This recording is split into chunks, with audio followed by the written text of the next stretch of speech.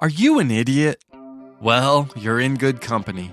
There are about 8 billion idiots on this planet, and that number grows every day. Don't be the guy or gal that says, "I'm not an idiot," because that makes you the biggest idiot of all. We all have our moments of brilliance and our moments of idiocy. Embrace it, folks. Don't be ashamed. Without those idiot moments, we would never be able to appreciate our brilliance. Welcome to I Love My Idiot, a podcast about the idiots we love, the idiots we loathe, and the idiots we can't seem to avoid. You can follow us on Facebook, Instagram, and Twitter. Visit our website at ilovemyidiot.com.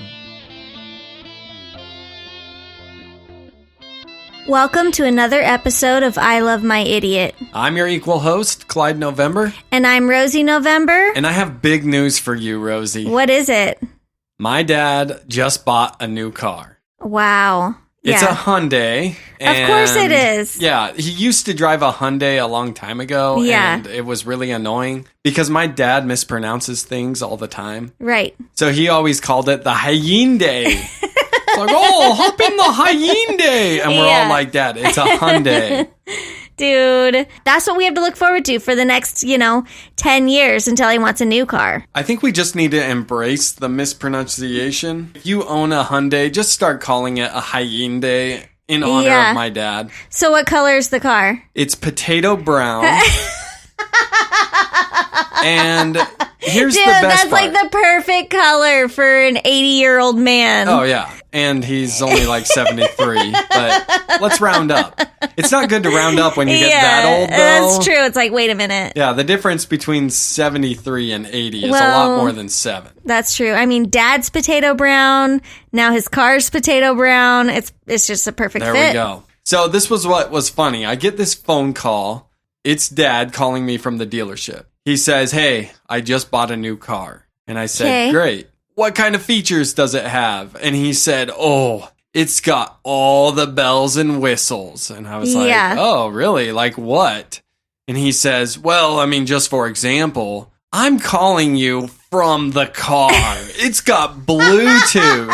And I'm like, "Dad, every car for the last 10 years, maybe more, has had Bluetooth." It's new technology, Clyde. I know. He thinks it's like so cool that you can hook your phone up to your car. You're like, dude, you can hook a lot of things up to Bluetooth, and it's been going on for years. Oh, yeah. And that's hilarious. He was clueless about it, but I'm really pissed because then I went over to his house to see all these bells and whistles. Yeah. And the other bells and whistles are like automatic door locks and like automatic windows and it's got power steering. And I'm like, inside though, in all seriousness, inside is it pretty bare bones? I mean, it's a nice car. It's fairly new. It's like 3 years old, so they bought it new used, you know. Mm-hmm. It's a nice car that has a few upgrades. Sure. You know, and I'm like, Dad, this doesn't have all the bells and whistles. Yeah. Like now, I mean, technology now in the new cars would blow his mind. Like they have the ability now to tell you when you're in the other lane, like you're crossing the other lane, your car will actually auto-correct itself. Like there are so many bells and whistles now far beyond Bluetooth. Oh, yeah. You know? Your car indicates if someone's in your blind spot. Yeah. You know, it turns the lights on its own and then does brights and dims on its own. It flashes brights. Yeah. As I was driving it last, I was like, how do I turn the brights off? Here comes a car. And as soon as it realized a car was coming, it turned the brights off on its own. I was like, oh, that was cool. It also detects when it's raining, which is really interesting. Like it'll start the windshield wipers on its own. Now, those are bells and whistles. Yeah. Yeah. Those are just... to name your a few, dad's car doesn't some of them have, that you have any of those bells and whistles. Yeah, but it's got Bluetooth.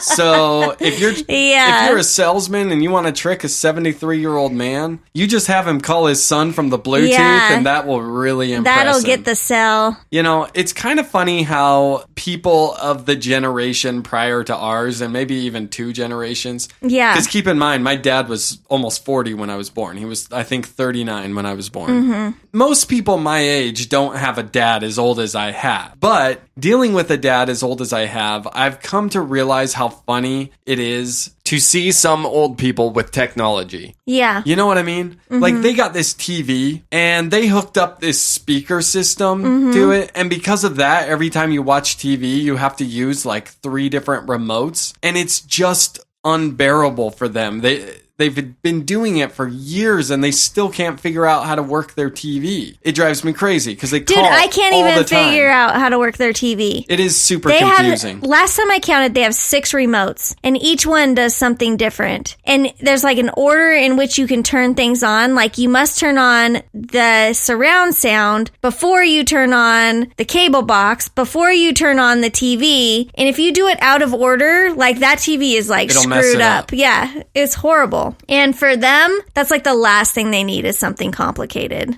Well, speaking of olds, James said something really funny at dinner tonight. He said, "Oh, Dad, you smell like Grandpa." Yes, he did. That was hurtful. Dude, you're turning into your dad.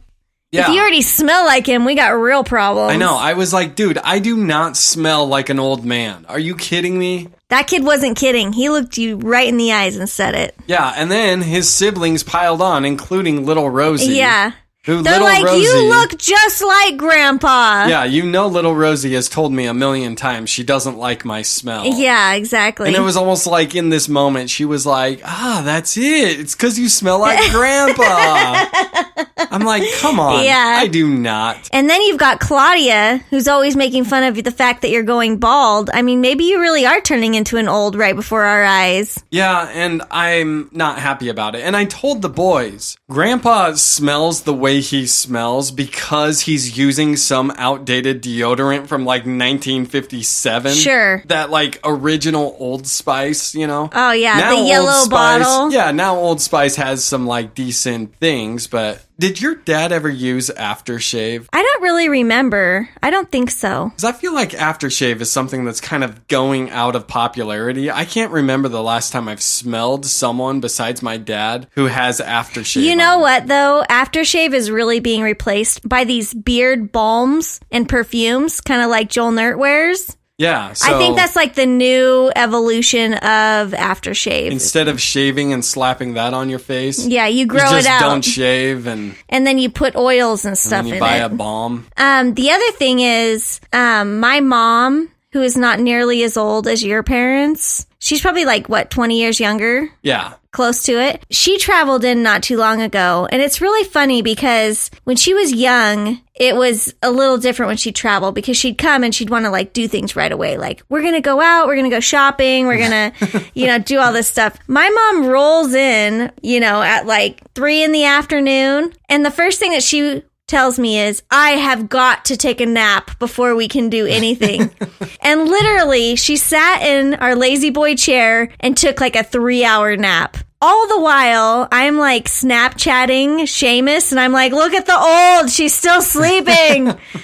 Doing like all these funny videos of me like placing things on her and seeing if she'll wake up, and she never did, or like tickle her with a feather. Poor mom. I know, but gotta be hard that's the having a sign of daughter getting like old, man. If you got to take a nap like right when you get to town and you just paid hundreds of dollars to travel in and the only thing that matters is your nap, Yeah. you're getting old. When we went to Florida not too long ago, I mean, we hit the ground running. It was like we were doing something constantly. I feel like if we did that trip today, we would do something in the morning, sleep in the afternoon, and something at night. Sure. I feel like we're already kind of getting to that point. Maybe not as bad as where mom's at right now. We still have some years to go. I think you more than me, like you have just sort of succumbed to the fact that you're getting older, whereas I'm still trying to keep it young and vibrant a little bit longer, but you definitely have some natural old tendencies, which is kind of funny. Yeah, I watch you with all these young tendencies. Yeah. It looks exhausting. I'm going to be honest with you. I know.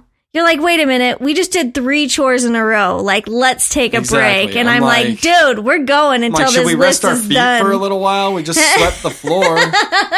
Do we need to dive right into vacuuming? Here's the thing I've learned, though, is if you sit down, you're going to go to sleep. Heck yeah. That's what you do. I can't even watch a movie anymore with you without you falling asleep, like, within the first 30 minutes of the show. I know. And I've started to notice that it's hard to stay awake in the movie theater. Yeah. It feels weird paying like $10 to get in when I know I'm just going to take an epic nap. But I have two main hobbies in life. Sleeping and sitting. Yeah. And so if I can combine the two, like sit in a nice recliner and sleep, oh man, it's a good day. Any day where I get to sit and sleep in the same day. Well, Clyde, no matter what, I am going to be there for you as you grow old and love you till the day you die. Well, that's really lucky for me, Rosie, because I don't see a lot of women lining up to fill in as my second wife, so... Which I've told you many times, if something happens here, I'm just going to hang it up and retire, you know? I'm not going to do like Michael Jordan, some second act coming back and playing for the Wizards. You are my championship run with the Bulls. Let's face it. It ends with me. Let's Absolutely. be real. Okay, Clyde. I actually have not told you yet what the main topic is for today's podcast for a reason. That's true. Now, I thought maybe we would just pull a repeat of last week and just talk and talk and talk until we're like, I don't even know what this was about. I mean, I don't want to lose our audience by just having this thing be nonsense. So, no, we got to have some structure. All right. But I know that this is a topic that you know a lot about. Sure. And so I'm not afraid. Is it pink eye? It is not pink eye, even though we all know that you are a pink eye expert. That's right. We could have an entire episode on pink eye. I'm just saying. So I am going to give you a list of characteristics, and you're going to wait until I'm done with the list, and then you're going to guess what our topic is going to be about today. Okay, so these are like clues? These are clues as to what we're going to be talking about. All right, good. I think of myself as a detective, so I like this. The group has a charismatic leader. Interesting. They do things together that are in the best interest of the entire group. Pretty vague. You're definitely not making this easy. That could be a lot of things. The beliefs of the group can often turn into a religion. Ooh, okay. I think I see where this is going. The people within the group very rarely leave the group unless the leader asks them to leave. All right, Rosie, I think you've given me enough clues that I can figure out what today's topic is. Okay. And I am excited because I have a lot of opinions on this topic. We are talking about cults. Wrong. Ooh. No? We are talking... Wait. Charismatic leader can often turn into a religion. Yeah. That sounds like a cult to me. Well, you're wrong. Today's topic is sports. You're right. That is my favorite topic. Okay, Rosie. Every team, what do they have? A charismatic leader. Except the Patriots. Bill Belichick is not charismatic. The beliefs of the group turn into a religion. I would say football is the American religion. Yeah. So I have seen people become more evangelical over sports than almost any other thing on the planet. I would agree with that. In fact, you know that sports are one of my biggest passions in life. Yeah, so it's really funny how much in common cults have with sports. Yes, very fanatical, very diehard. And you know how sometimes like the charismatic leader is actually like a nut, but people will just make excuses for him? We do that in sports all the time. Yeah. If the guy's on our team, but he's a criminal or whatever, it's like, we'll overlook it this time. You know. Sure. I mean, he murdered somebody, but he can run really fast. Yeah, so. no. I was just watching a documentary about Aaron Hernandez. He was the Patriots player that ended up murdering a couple people. Oh, my gosh. And when he was arrested, all these Patriots fans were like protesting in the streets and all this stuff. And it's like, dude. Their team was more important than justice. Yes. Yeah, I know. It's really crazy what it can do to people and the impact that it has, you know. I think sometimes we forget how impactful sports is on our society and the people who follow it, you know. Oh, yeah. I mean, nobody likes to say it's a religion. And I think that is a little bit dramatic to say that it is, but it really does have philosophies and can really create community for people, almost unlike anything else that's socially acceptable in society. Yeah, well, I have no problem saying it's a religion because it's my religion. Yeah. You know? And in fact, I want to take you back to when I was just a little boy. And by little boy, I mean like 16, 17. When I was able to drive my own car to church, it was like the happiest day of my life because I knew once I had the opportunity to sneak away, I could drive home and watch sports. Church really just doesn't make sense in the autumn time. So first chance I had, I sneak away from the church, driving my own car, and I'm thinking, this is great. This is going to revolutionize my life and allow me to worship in the way I choose, if you will. I get home, plant myself on the couch, turn on the Broncos game, and within 2 minutes, my dad walks in. He rounds the corner, stares at me awkwardly, and says, Clyde, what are you doing here? Yeah. Right? And I'm thinking, well, I'm dead. I'm grounded. I've been caught. Yeah. Right? And I was like, oh, I just wanted to catch the score. What are you doing, Dad? And then he starts unloosening his tie and he sits down and he's like, who's winning? Oh my gosh. And we sat there for like an hour watching, and then he checked his watch and he said, oh, church is over in 5 minutes. Let's rush back so Mom doesn't know. Right? And it kind of became this father-son bonding thing that we would do. You know, if it was a big game, we would both sneak away from church without my mom knowing. Well, yeah, and I think, you know, in your family, football is probably the favored sport, you know, amongst all of your siblings. That's probably the most common favorite in your family. It is. The other is tennis, which is really interesting because it's completely different than football. Well, yeah, my parents played a lot of tennis when we were little. They would drag us to the tennis court to play. I was never good because I loved baseball, and I just could not resist hitting the ball over the fence, which apparently in tennis is not good. So I would say of all my siblings, I am probably the least inclined toward tennis. Right. But, I mean, I respect it as a sport. I think you're the only one, though, because I know that your other siblings keep track of, like, who's, I don't even know, do you win in tennis? I'm not even sure what goes on. All I know is a ball goes back and forth for a long time, you know? Every sport has a winner. It's kind of the definition of a sport. Yeah, winners and losers. Yes, there are winners in tennis. And I will somewhat follow, like, the main tournaments. Go over to my parents' house and watch a tournament here and there. But, yeah, it's just not my thing. I stick more to the baseball, basketball, and football combination.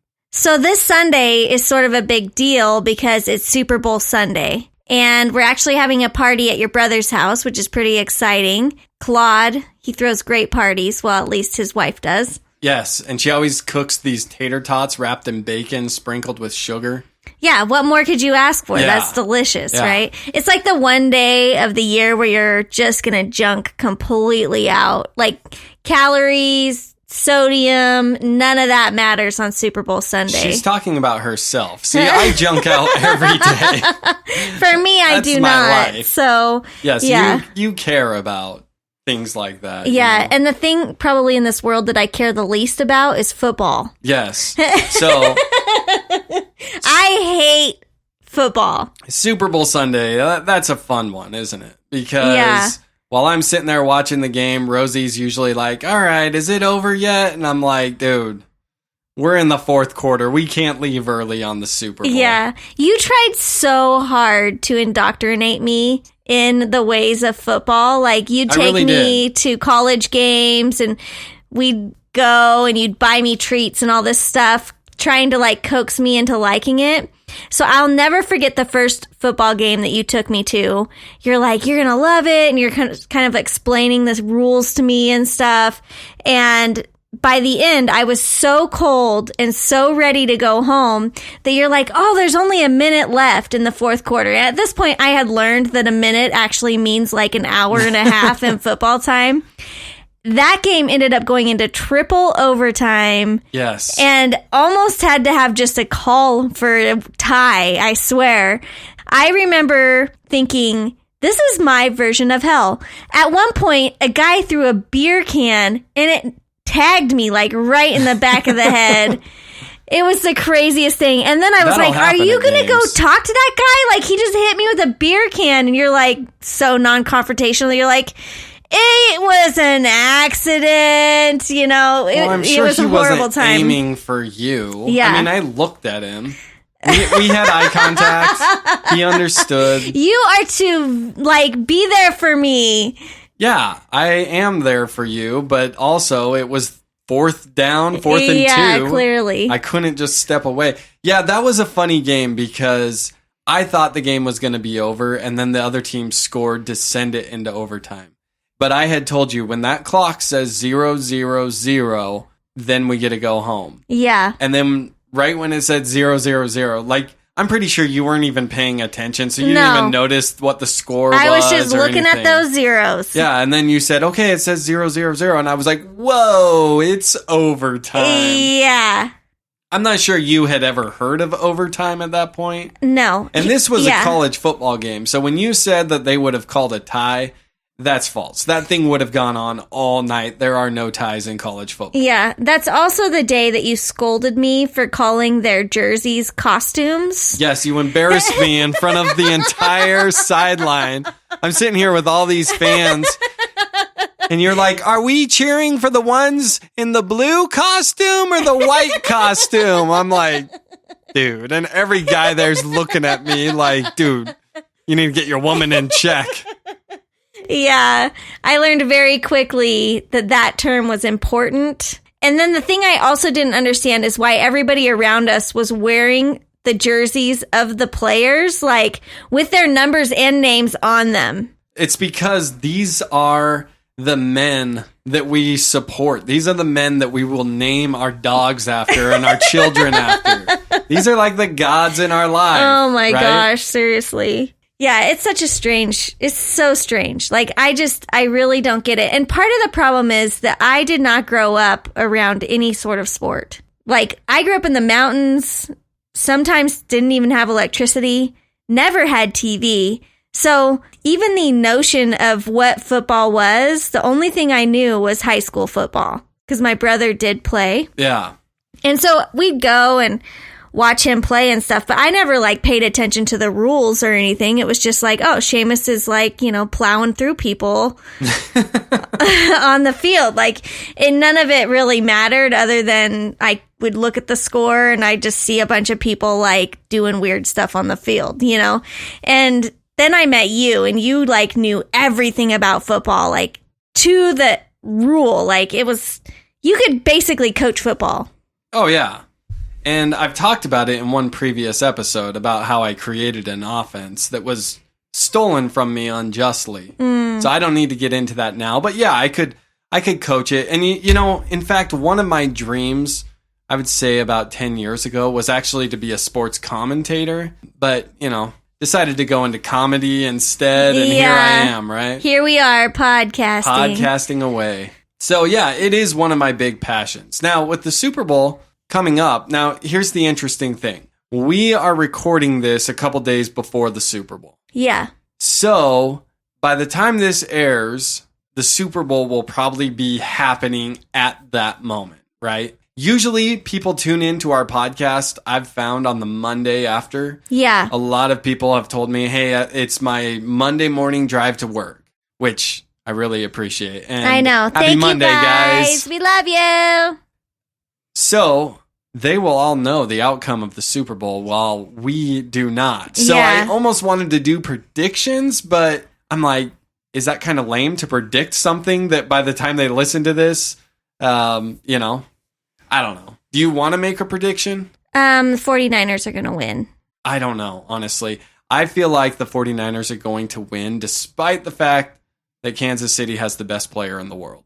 Mm-hmm. But I just kind of feel like, you know, the balanced team is going to win. Plus, I'm a Denver Broncos fan, so you know I can't cheer for the Chiefs. It's just... It's like against our religion. It's if football is our religion, the Chiefs and the Raiders, that is Satan. You know what I mean? Yeah.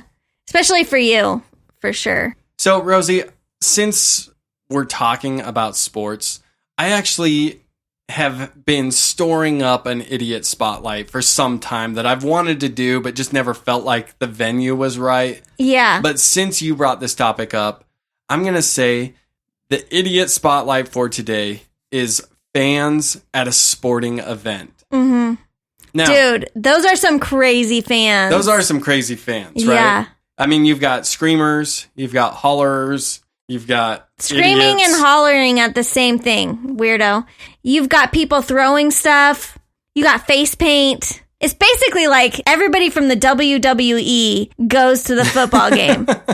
They got costumes, they got makeup, they're all really strong, and they're ready to plow through anybody that gets in their way of seeing their team win. You got criers. There's not been a single time that we've been to a game where I haven't seen somebody cry over their team losing. Or winning. In that audience, you can see every single one of the grieving processes. Oh, yeah. Everything from denial... guilt, anger, shame. You see it all, right? Because those fans are having all kinds of emotions depending on what team that they're voting for or whatever. I used to love going to games, but I have to admit, because of idiots at a sporting event, I have stopped enjoying going to games. Because I always seem to sit in front of that guy who's got some anger and he's directing it all towards the referee. And it's painful to sit there for 3 hours while some guy sitting behind you is screaming, "Hey, I know they're paying you. I know that you're in the other team's pocket." And for like 3 hours. And you're like, dude, we're in the nosebleeds. They can't hear you. Yeah, exactly. Shut up. And here's the thing. Fans in the audience think that they know more about the game than referees. And I admit that I used to think the same. Mm-hmm. But then something happened. My brother, Clyde, he is a referee. And he is a referee for a major college football conference. It's amazing how much like schooling and training they go to. It's amazing how much knowledge they have of the game. A lot of times, you know, something will happen and the whole crowd starts booing. And then they show it on the Jumbotron. And 90% of the time, my brother will lean to me and say, "No, that was actually the correct call. That worked out." Now, every now and then, a ref is going to miss a call because they're human, right? Sure. It's just annoying that after every single play, people are like, "Throw the flag! Yeah. Throw the flag! Where's the flag?" And I want to turn to these people and say, if they threw the flag after every play, this game would go on for 5 hours, and my wife would divorce me for keeping her that long. That's exactly right. Yeah, there's no amount of nachos that can make it worth it to me anymore. Seriously, I hate it. It was really funny. The last game that we attended was hilarious because we ended up taking the boys, and it was all exciting, you know. The whole entire time, our boys were just looking at other things besides football. Like at one point, Rex was just staring off at nothing. And I was like, "What's going on, Rex?" And he's like, "Look at that moth." And it was like this moth was just like swirling around, you know, the lights or whatever. And little James was asleep. And it's just like, why did we just pay hundreds of dollars for, you know, little Rex to look at moths and little James to take a nap? Like, it was crazy. It was hilarious. Honestly, I don't love the idea of bringing our kids to sporting events because of how belligerent the fans can get. Yeah. You know what I mean? Like, oh, yeah. And really bad language. Oh, yeah. Foul language. Mm-hmm. It's become a place that is not for kids. Yeah. You know what I mean? Yeah. And it's a shame because I have memories of going to like a college football game with my dad, and I feel like it didn't used to be that way. And maybe I was just ignorant. Maybe, you know, the passion just wasn't as high at that particular game. But you know, though, I don't know. I kind of disagree. I think it's really good for kids to get passionate about things like that when they're young. I think that's why you're passionate about sports, is because you were taken to games as a kid. You were taught the sport. If our kids aren't taught it now, then they will never be interested, and you will lose your dreams of having a sports fan in the family. Yeah, well, and that's why I want to bring them to games. But then when you bring them and you sit next to the drunk guy, you know, who ends up spilling beer on your kid, you're like, dude, that's just part of being a sports fan. The kids got to get used to it now. You know what I mean? I know, but the at-home experience has become so good that it's hard to, you know, you're just like, oh man, my couch would be really comfortable right now. I don't know, Clyde. I think if you keep that frame of mind, you're never going to have these boys loving sports the way you do. I think you got to get out of that, you know? I've already come to terms with that because I've been trying to get them into sports, and it's not working. In fact, when little Rex was, first grade, second grade, I think he was in first grade, I signed him up for a basketball league. Now, what you have to understand is that little Rex is tiny compared to his peers. Yeah. So everyone was 6 years old. Rex looked like he was maybe 4, right? He was the only kid on the team that wasn't strong enough to throw the ball high enough to even touch the net, right? He couldn't throw it up the 8 feet, and it was just funny. But, you know, this is a city league. It's all about just kids learning to play. And talk about idiot fans. Let me tell you, idiot parents? Oh, yeah. And I admit, that's bad. I was one of them, right?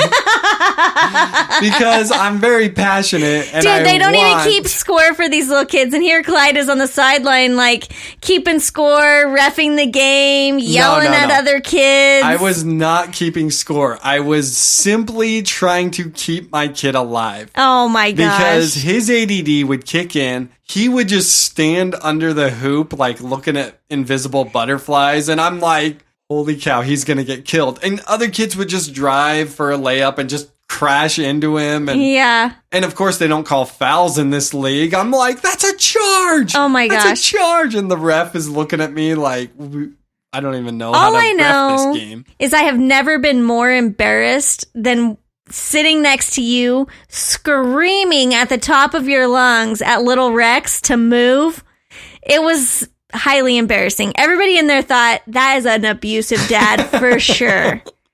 Yeah, I couldn't help it. It was pretty bad. My passion was kicking in, you know? Yeah. And I kept telling him, I kept saying, look, you don't need to be able to shoot the ball to be a good player. I was like, you just need to learn how to dribble really good. I was like, there's some really good players that were bad shooters, but good dribblers. Mm-hmm. So I'd take him into the garage and I'd say, okay, just practice dribbling. The kid didn't want to practice. And that's when I realized, like, okay, when I was little, I would go out, I would practice, and my mom would have to call me in 3 times before I'd actually come. Right. No one was telling me to go do it. So I just had this passion that I just wanted to practice. I just wanted to be better. And I was never good enough to ever, like, play in high school or anything. So for me, it was just about doing something I enjoyed. Yeah. And that's where, you know, when I was watching our kids, because for a couple years I was trying to force them into it. Yeah. And it finally just hit me. This is my passion. This is not their passion. Yeah. Actually, the only thing that our kids were actually fairly decent at was soccer, which is the sport you hate the most. Oh, yeah. I hate soccer. So you never let them play soccer again because of your hatred. But actually, I think they could have been fairly decent soccer players. Well, Rex did score in the wrong goal once. Yeah. So, well, I mean, that happens. Yeah. You know. But he was running up and down the field with his arms raised. Like, he was so excited. Yeah. He was almost like that girl from the World Cup that ripped her shirt off or whatever. That's like how excited he was for scoring. Oh, yeah. And I you know what? Yelling, I was the best mom. I know. I was like, yes! Great job, little Rex. I'm so proud of you. And you're about to have a conniption. Your face is like I bright red, yelling like, and screaming. And then like, you slap me and you're like, just let him have his moment. Yeah, I was like high-fiving him, like, good job, buddy. And he came right up to me and gave me a hug right in the middle of the game. I'm like, we got to get back out in the field. Like, yeah, it was very exciting. Even if it was the wrong goal. But I tell you what, little James had some pretty good skills at T-ball, though. That kid was a pretty good hitter. He did. Yeah. He could really whack that ball pretty good. And I feel like that baseball is still the family sport. I feel like the fans with baseball are more family oriented than some of the other sports. I may be wrong about that, but it seems like every baseball game that we've been to, it still sort of has that family feel.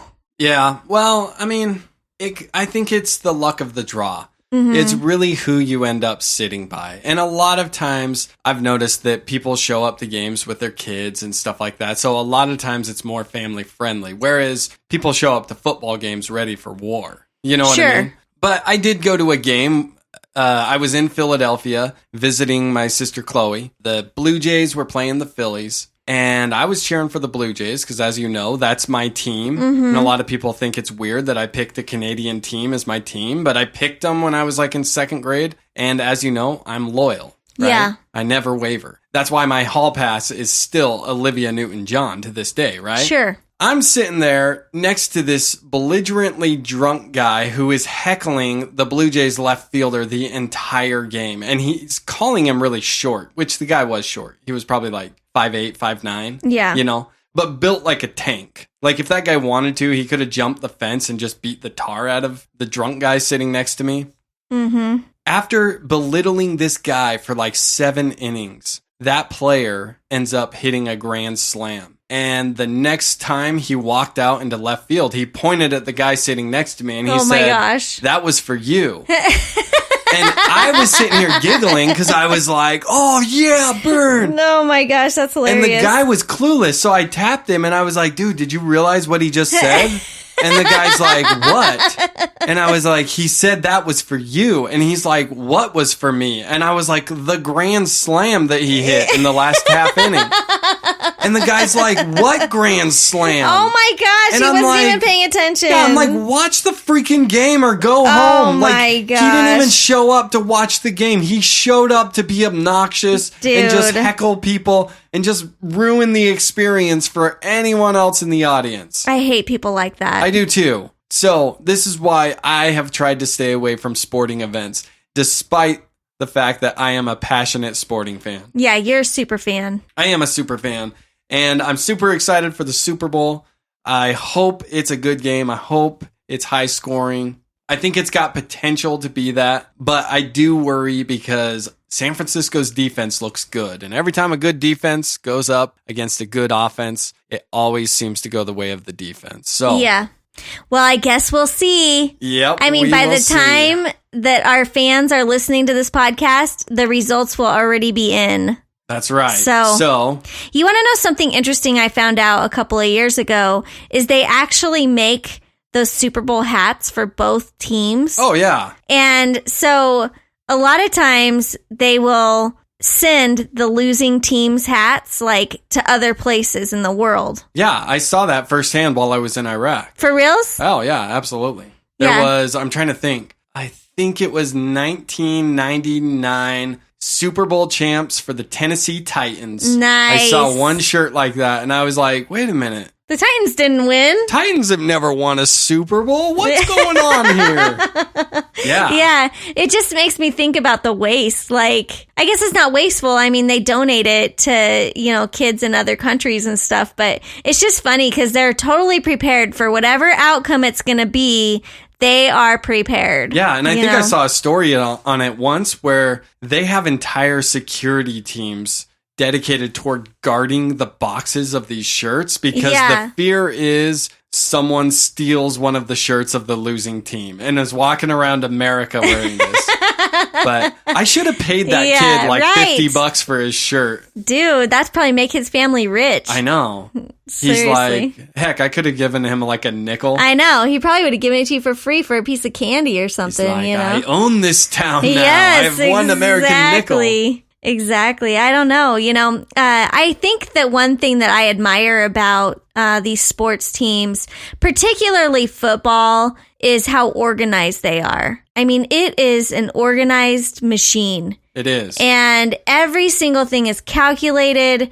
It's, put together well. It's got great leadership and investors. I mean, it's really like its own company. If you really think about it. And what's interesting, Rosie, is even in my lifetime, I've seen it evolve. It used to just be this tough guy mentality, right? Sure. But now it's becoming as much about math and science as it is just about let's go out and have fun. Yeah, right? And also health. I mean, we never used to hear about concussions and the syndromes that come from getting concussions.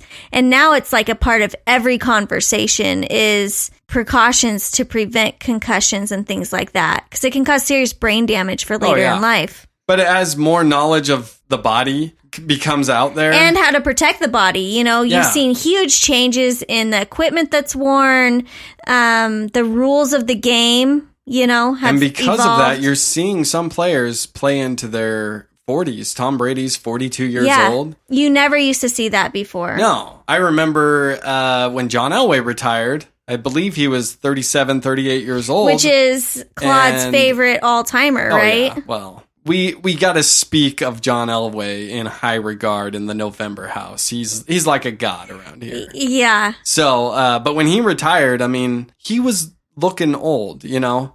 And he was only 37, 38 years old. Isn't that crazy to think about? And I just think that it's not just in sports. As we learn more about nutrition and taking care of your body, I think that you are going to start seeing a lot of people, just everyday people, living healthier lives into their 50s and 60s. Whereas when I was little, my grandparents who were 60 seemed like they were really old. Sure. They seemed ancient, you know? Yeah. Even looking at pictures, I'm like, wow. Even into their 50s, they were already starting to look pretty old.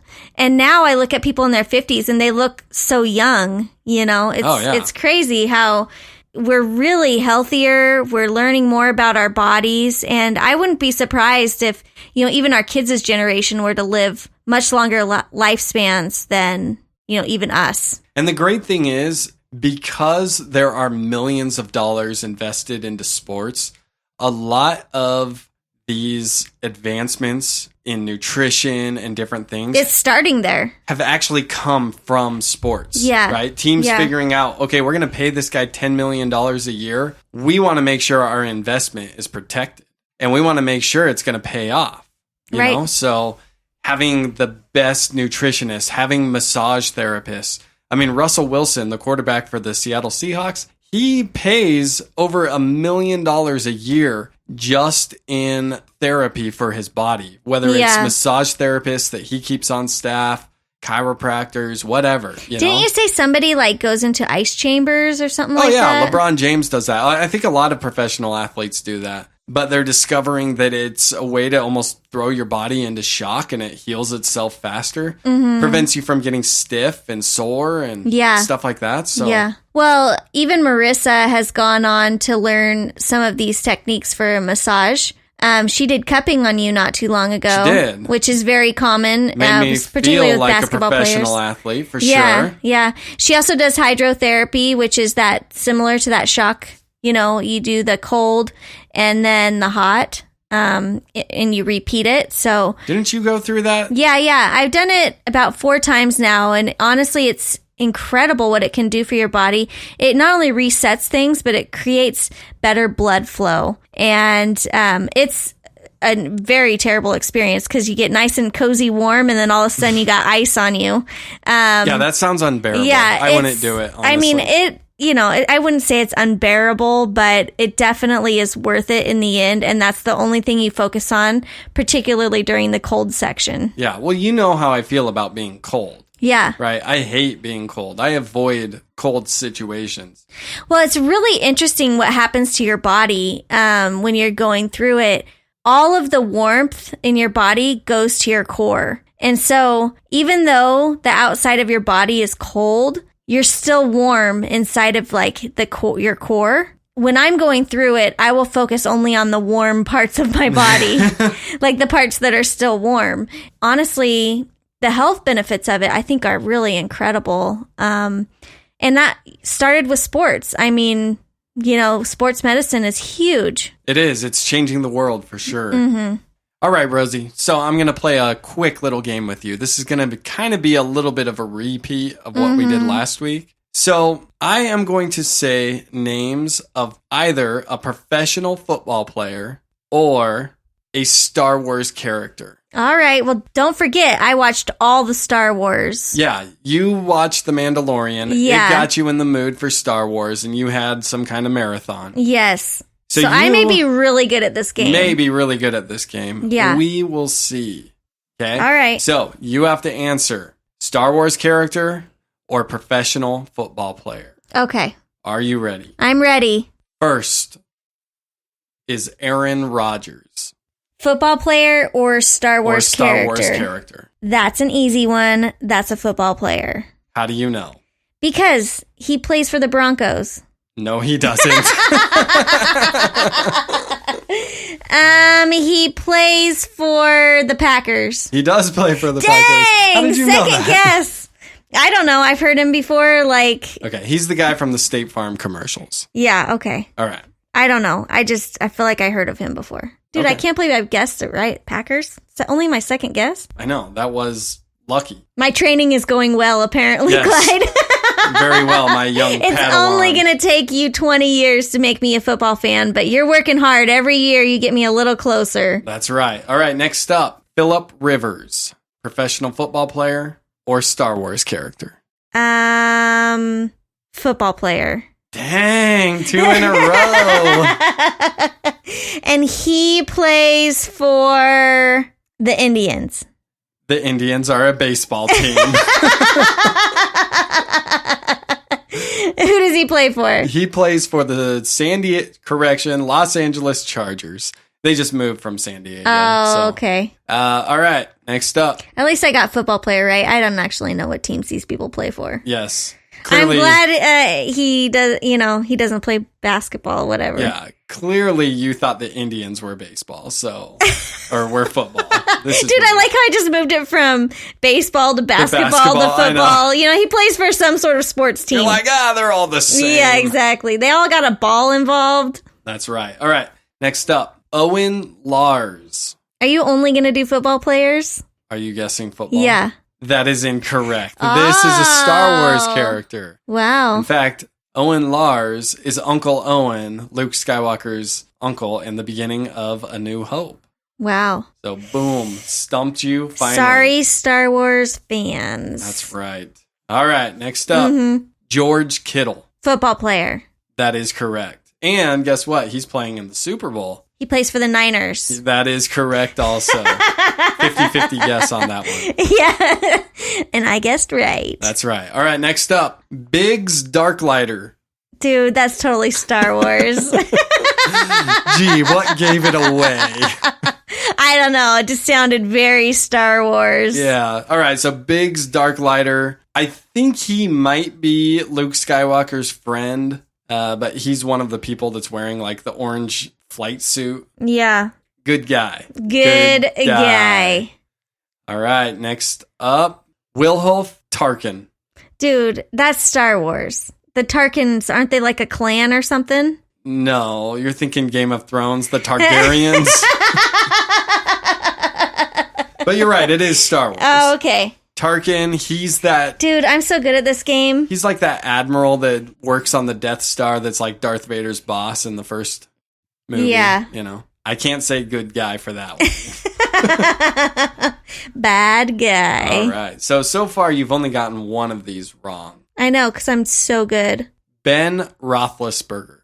Football player. Correct. Any guesses of a team? I'll give you a clue. What? He plays where our friend Marnie lives. The Red Sox? Again, that's baseball. No. Pittsburgh. Steelheads. Yes, the Pittsburgh Steelheads. Wow. Congratulations. That was No, it's the rough. Steelers. Oh, sorry. But, Steelheads. It's a pretty cool name. I'm sure there's some sort of team out there called the Steelheads. Not that I know of, but... All right. Watch, we're going to get all these angry fans from like some team called the Steelheads, and they're going to be like, we have a team. They probably play hockey or something that we don't even watch. Probably.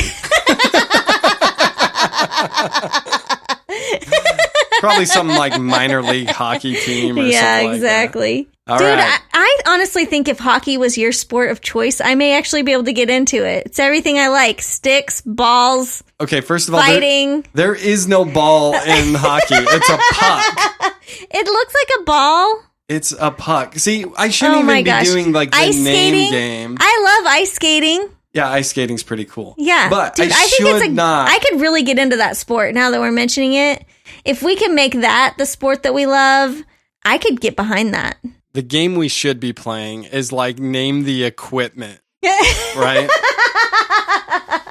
You'll have to save that for another podcast. Yeah, because clearly you just called a hockey puck a ball. Sticks Whatever. and balls. All right. Okay, here's the last one. Yeah. Leighton Vander Esch. Star Wars. Incorrect. What? He's a football player. He plays for the Cowboys. He's a linebacker. All right. Well, I like the Cowboys because Paula Abdul used to be a cheerleader for them. And that's the reason you like them? Yeah. She was like the sound of the 80s. Didn't your mom listen to a lot of Paula Abdul? Yeah, and she had the hair. My mom had the hairstyle, you know? She wore the pumps and the long socks. I mean, my mom wanted to be Paula Abdul, and it was literally the soundtrack of my 80s life. Was she really a Cowboys cheerleader? I thought she was a Lakers cheerleader. Look it up. I think she was Cowboys too. Okay, Google. Did Paula Abdul cheerlead for the Cowboys? So Google's not talking to me, but it said that she was a cheerleader at the age of 18 for the Los Angeles Lakers, not the Cowboys. But for you, all these teams are, I mean, we're just lucky you didn't say the Indians, right? Whatever. I thought for sure she was a Cowboys cheerleader. Well, the Cowboys cheerleaders are kind of like the famous cheerleaders in football, so I would get why you would think that. Yeah. Like, that's something everyone always talks about. It's the Cowboys cheerleaders. But well, it doesn't change the fact that my mom wanted to look like her, and she was the soundtrack of the 80s. I'm going to be honest with you. I don't know a single Paula Abdul song. Like, I don't know. We were big. I bet if you heard one, you would know it. Maybe. We were big into 80s music, but it was more like the 80s butt rock music. Sure. You know? That's what Claudia raised me on. Hold on. You and your siblings were into that kind of music. But you know the soundtrack of the 80s in your house was like gospel music and the Beach Boys. Like, let's be real. Yes. Even though they weren't even 80s anymore, but they were still pounding hard. Oh, yeah. The Beach Boys the household of never the Novembers. faded, thanks to my mom. She loved the Beach Boys. But in fact, the first time I ever heard the Beach Boys was when you and I got together, because she had like all their CDs and she wanted to show me her collection, and it was a really big deal. She's like, sit down here, Rosie. Let me show you my favorite songs. Yeah. Well, my sister had this Bon Jovi tape that she like smuggled in like contraband. Oh, right? yeah. Because something like that, my mom would just rip the taping out and be like, devil music. Sure. Because my mom's theory was anything with like distortion in it. Yeah. That was music straight from the devil. Well, I mean, she was from the town that banned dancing on the Footloose. So yes. I'm just saying. She grew up right there, except she was one of the kids in that movie that was like, no, guys, let's listen to the parents. Dancing is bad. Exactly. So yeah. In fact, I don't think I've ever seen your mom dance, to be perfectly honest. I have. It's not. Yeah. It's not what really you would dance? consider dancing. Is it a dance? There's like more of a shuffle. It's this weird shuffle where she's got her fingers pointing out and she's just bebopping back and forth. Yeah, it's I like can see the that. weirdest thing I've ever seen. We love you, Mama November. I know someday you're going to listen to our podcast, and I do want you to know that we love you. We do. Particularly me. Alrighty, Rosie. Well, if I can comment on one more thing before we go, I would like to comment on the tragic passing of Kobe Bryant. Yeah, that was rough. Yeah, so you and I were on a road trip. Mm-hmm. We stopped for lunch, and we're just sitting there in the middle of lunch, and I just randomly, there was this TV in the far corner of this little cafe. Yeah. I randomly looked over, and I almost like yelled, "Oh my gosh, Kobe Bryant died." Yeah. And you like almost fell out of your chair. You were like, "What?" Well, he was so young. I mean, it just was so shocking 41. to me. And he is like at the prime of his professional career. Like not his... Beyond basketball. Yeah, beyond basketball. Not his basketball career, but like his professional career. And he just had a lot of hopes and dreams and things that he was working towards that were really awesome. And so it just was so shocking to see that he had passed in that helicopter accident along with 9 others, you know. Yeah. Or 9 total, and along with 8 others that lost their lives that day. And it was just really, really sad.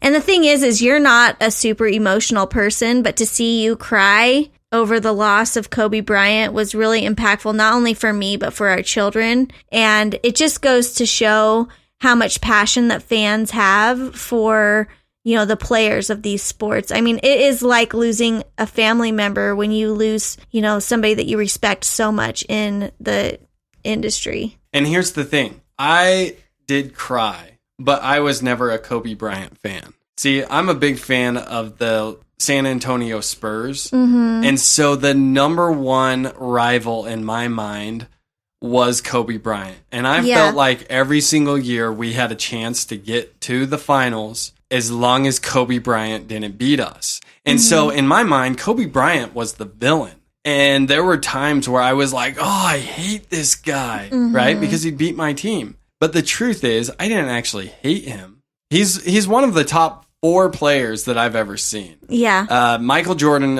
is, of course, the best player I've ever seen. And I think LeBron James is the second best that I've seen.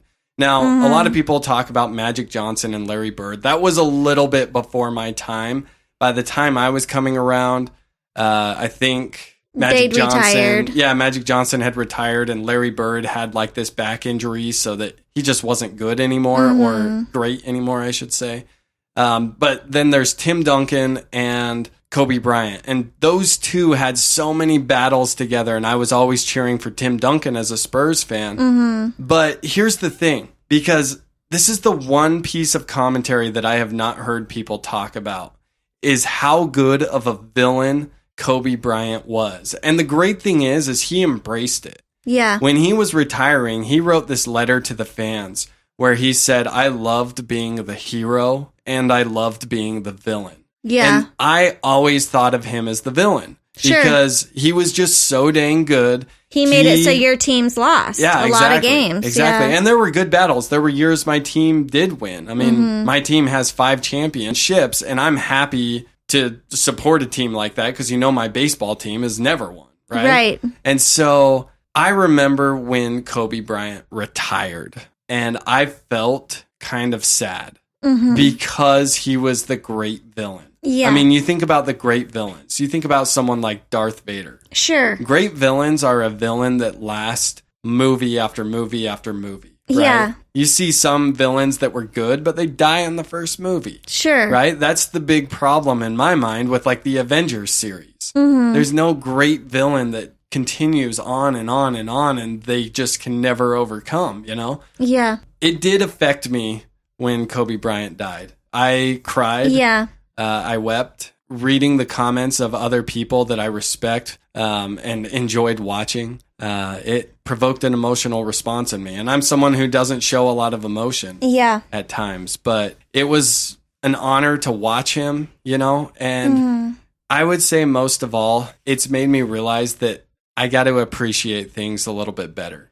Yeah. You can't take a single day for granted because you just never know what tomorrow has to offer. And it takes sometimes these heartbreaking events that really lead to appreciating your life, and every minute that you have with your children. And, I think about all of the family members and kids that are going to grow up without parents now because of this accident. And it just really is heartbreaking. We really got to appreciate everything that we have. Everything is a blessing, Yeah. And we can't take it for granted, for sure. And one final thing I'd like to say about Kobe Bryant. Rosie, if there was one athlete that you actually reminded me of or remind me of, it's always been Kobe Bryant. Because if you listen to any professional athlete talk about Kobe Bryant, it's amazing because Kobe Bryant is not actually the most athletic human alive. He's just not. He's very athletic, but there's about 80 guys in the NBA that are pretty close an athlete to him, if not better. But the reason he is what he is because he has a freakish work ethic where he is just overly dedicated and just a grinder. And I realized early in our marriage, you and I were very different because you have no quit in you. And it's not that I'm like a quitter, but I'm not afraid to be like, this sucks. I'm giving up. Yeah, that's true. You've got no quit in you. You are a grinder. You are a hard worker. You have risen up from where you started from because of your work ethic. And so many times in my life, I just thought, my wife is the Kobe Bryant of wives, right? Which is funny because I identify with LeBron James. Sure. So we're kind of like a match made in heaven, right? But those traits were going to really carry him on into the next phase of his life. There's a lot of professional athletes that retire and then just become losers because they don't know what else to do with their lives. But he was someone, and he was already showing to do it, to put this amazing work ethic towards these other facets of his life. Yeah. And one of those was parenting. There are some amazing stories that I'm starting to hear about how great of a parent he was, how dedicated he was. He volunteered at his daughter's school. He passed out like school lunches and stuff like that. Like just stuff that you would not expect from a multimillionaire. You know? I mean, he really was on his second act, you know, and he was taken too soon. Our condolences go out to the families, and Clyde and Rosie are definitely sending you prayers. Hang in there. It's going to take a lot of time to heal. And we want to thank all of you for tuning in this week and checking out our episode. Don't forget, you can follow us on Facebook, Instagram, or Twitter. Check out our website at ilovemyidiot.com. And don't forget to tell your idiot that you love them. I love you, Rosie. I love you, Clyde.